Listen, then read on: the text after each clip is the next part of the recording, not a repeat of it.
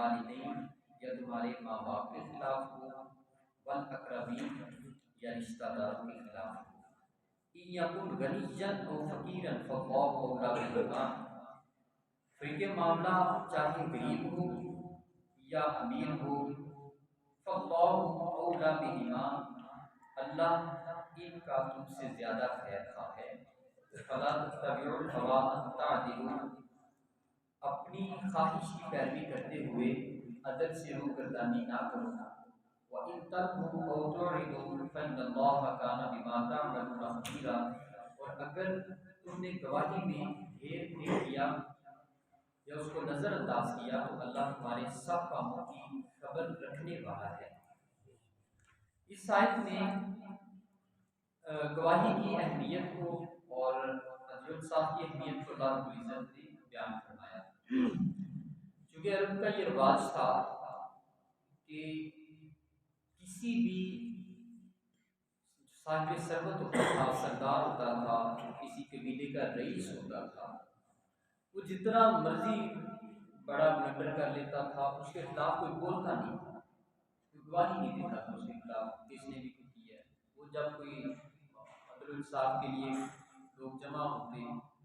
تو وہ پاک صاف نکل جاتا درمیان سے، کوئی اس کے خلاف گواہی نہیں دیتا، ورچ میں ہوتا تھا، طاقت میں ہوتا تھا، تو اس لیے اس کے خلاف کوئی بولتا ہی نہیں۔ یا فیصلہ کرنے والے کا ماں باپ میں سے کوئی ہوتا یا رشتہ داروں میں سے کوئی ہوتا تو سب جو ہے وہ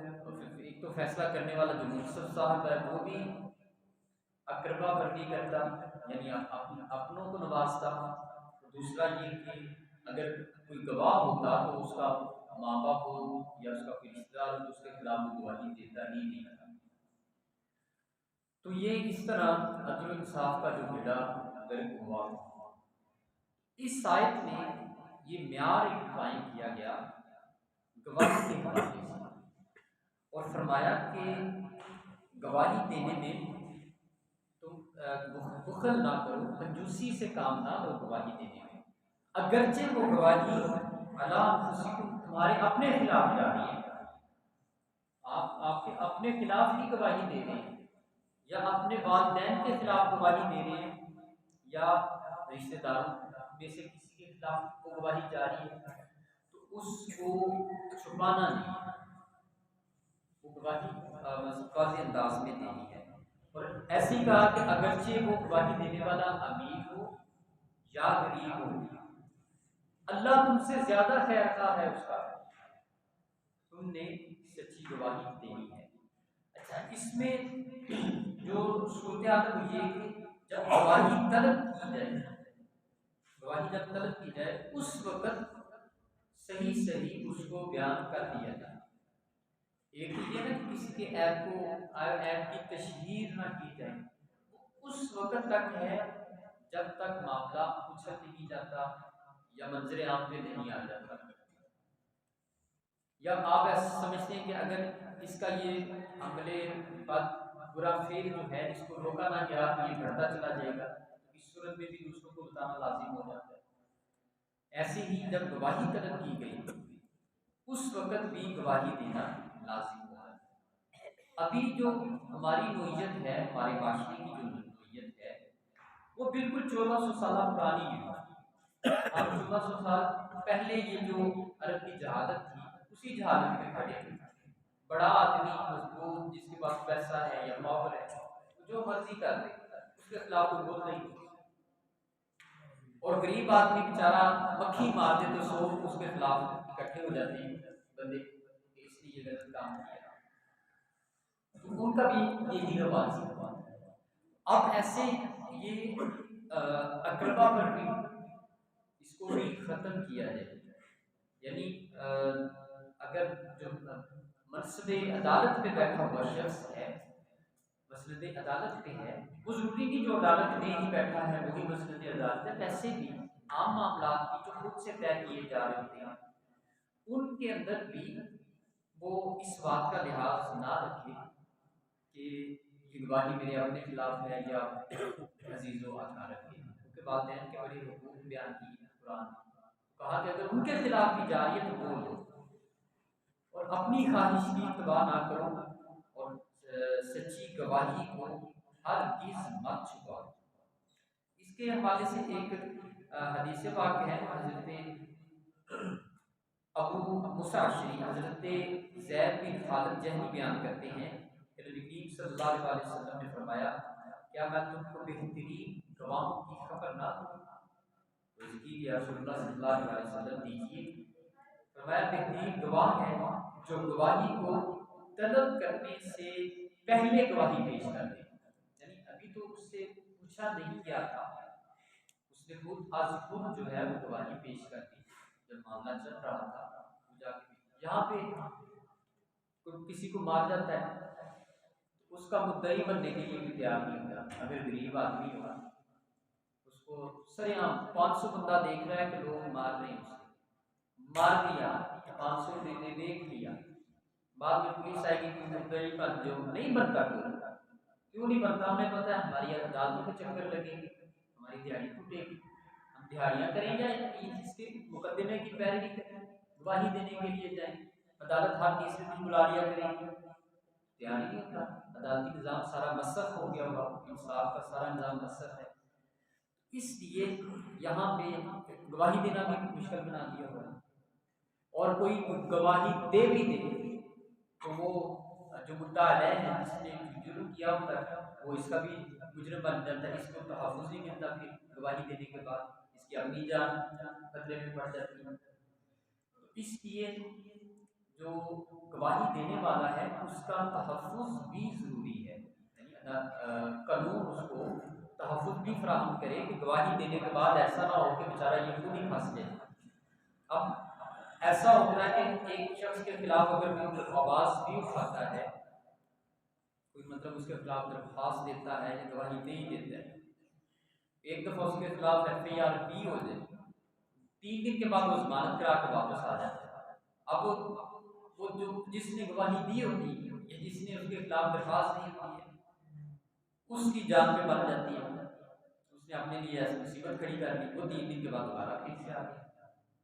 فائدہ تو کوئی نہ ہو۔ تو اس لیے سبھی خاموش ہوتے ہیں، جو بھی ہو رہا ہوتا ہے اسے دیکھ رہے ہوتے ہیں چپ چاپ۔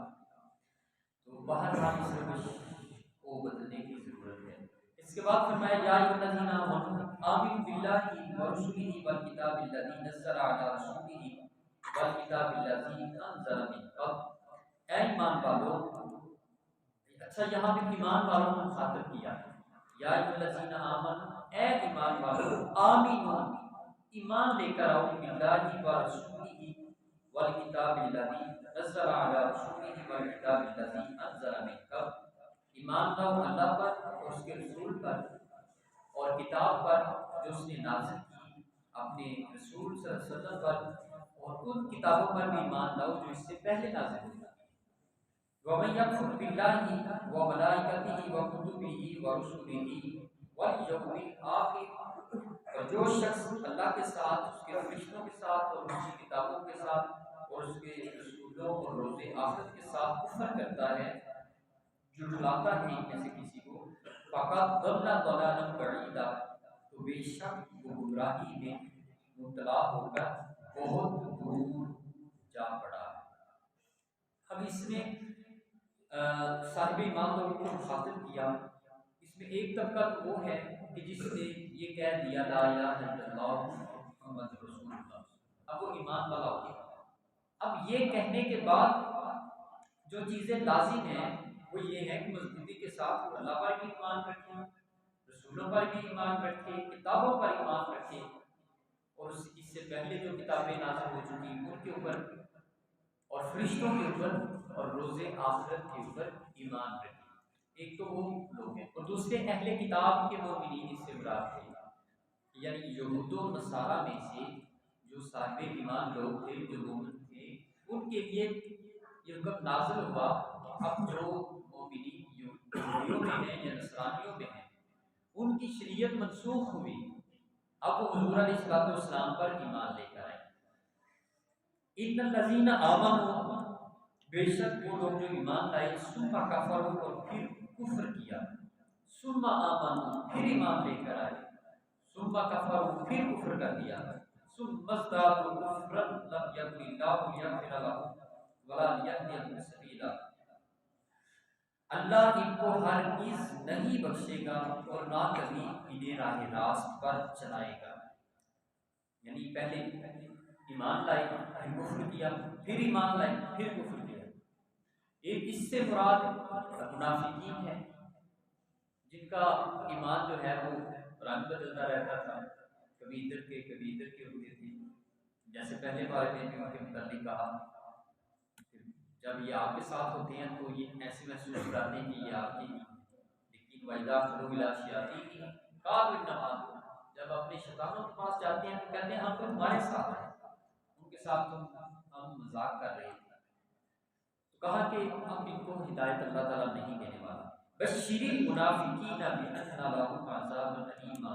ان منافقوں کو خوشخبری سنائیے دردناک عذاب کی۔ خوشخبری تنزل ہے، یعنی عذاب کی تو خوشخبری نہیں ہوتی، خوشخبری تو جزا کی ہوتی ہے، اچھی جزا کی۔ تو اس سے مراد جو ہے وہ تنزل کہا کہ جو عذاب کی خوشخبری سنائی۔ الذین یتخذون الکافرین اولیاء من دون المؤمنین، جو مسلمانوں کو چھوڑ کر کافروں کو دوست بناتے ہیں، کیا وہ کافروں کے پاس غلبہ تلاش کرتے ہیں؟ ایبتغون عندهم العزۃ فإن العزۃ للہ جميعا، بے شک تمام غلبہ اللہ ہی کے پاس ہے۔ یعنی ان کا جو وتیرہ تھا وہ ایسا تھا کہ وہ جب غزوات ہوتے تھے، جنگیں ہوتی تھیں، تو وہ دیکھتے تھے کہ پلڑا کن کا بھاری ہے، جدھر کا پلڑا بھاری ہوتا تھا ادھر چلے جاتے تھے۔ کہا کہ یہ غلبہ حاصل کرنے کے لیے اس طرف ہو گئے، غلبہ تو صرف اللہ ہی کا ہے، کائنات کی غلبہ اللہ رب العزت کا ہے۔ وقد نزل علیکم فی الکتاب ان اذا سمعتم آیات اللہ یکفر بها ویستہزأ بها، اور بے شک اللہ نے تم پر کتاب میں حکم نازل کیا کہ جب تم سنو کہ اللہ کی آیتوں کا انکار کیا جا رہا ہے اور ان کا مذاق اڑایا جا رہا ہے، فلا تقعدوا معهم حتى يخوضوا في حدیث غیرہ، تو تم ان کے ساتھ نہ بیٹھو حتیٰ کہ وہ کسی اور بات میں مشغول ہو جائیں۔ انکم اذا مثلهم، ورنہ بلا شبہ تم بھی ان کی مثل قرار دیے جاؤ گے۔ ان اللہ جامع المنافقین والکافرین فی جہنم جمیعا، بے شک اللہ تمام منافقوں اور کافروں کو دوزخ میں جمع کرنے والا ہے۔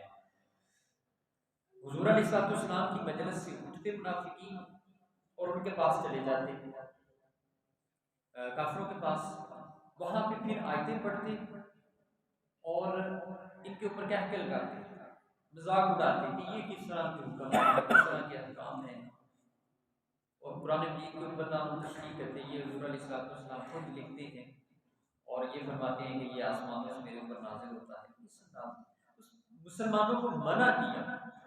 ان لوگوں کی مجلس اختیار نہیں کرتے، اگر کوئی ان کی مجلس میں گیا تو وہ انہی میں ہی شمار ہو جائے گا، اگرچہ وہ صاحب ایمان ہے لیکن ان کی مجلس میں جانے کی وجہ سے انہی میں ہی شمار ہونا شروع ہو جائے گا۔ من تشبہ بقوم فہو منہم، جس نے کسی قوم کی مشابہت اختیار کی وہ اسی میں سے ہے، یعنی جس کے وہ طور طریقے، جس کے ساتھ بیٹھتا ہوتا ہے، جس کے ساتھ کھاتا پیتا ہے، وہ اسی کے ساتھ ہی شمار ہونا شروع ہو جاتا ہے۔ جو انسان کا تعارف ہے، انسان کا جو تعارف ہے وہ یہ ہے کہ وہ کن میں ہے، جن لوگوں میں ہے وہ وہی ہے۔ ایسا نہیں ہو سکتا کہ وہ ہے تو کسی اور میں لیکن وہ کسی اور تک کہیں اور رکھتا ہوگا۔ تو جو انسان کا حلقہ احباب ہوتا ہے وہ انسان کا تعارف ہوتا ہے، انسان کے دوست انسان کا تعارف بن جاتے ہیں۔ اس لیے حضرت مولا کائنات کا یہ ارشاد ہے کہ دوست اچھے بناؤ کیونکہ یہ تعارف بنتے ہیں، قیامت والے دن بھی یہ تعارف ہوگا، یہ فلاں فلاں کا دوست ہے۔ الذین یتربصون بکم فإن کان لکم فتح من اللہ قالوا ألم نکن معکم، یہ منافق تمہارا جائزہ لے رہے ہیں، اگر تمہیں اللہ کی طرف سے فتح نصیب ہو تو کہتے کیا ہم تمہارے ساتھ نہیں تھے؟ وَإِنْ كَانَ لِلْكَافِرِينَ نَصِيبٌ قَالُوا أَلَمْ نَسْتَحْوِذْ عَلَيْكُمْ وَنَمْنَعْكُمْ مِنَ الْمُؤْمِنِينَ۔ اور اگر کافروں کو کامیابی میں حصہ ملے تو کہتے ہیں ہم تم پر غالب نہیں آتے تھے، اور کیا ہم نے مسلمانوں سے تمہیں بچایا نہیں تھا؟ فَاللَّهُ يَحْكُمُ بَيْنَكُمْ يَوْمَ الْقِيَامَةِ، تو اے منافقوں اللہ قیامت کے دن تمہارے درمیان فیصلہ کرے گا۔ وَلَن يَجْعَلَ اللَّهُ لِلْكَافِرِينَ عَلَى الْمُؤْمِنِينَ سَبِيلًا، اور اللہ کافروں کے لیے مسلمانوں کے خلاف غلبہ ہرگز کوئی سبیل نہیں بنائے گا۔ اس آیت میں یہ مفہوم بیان کیا گیا کہ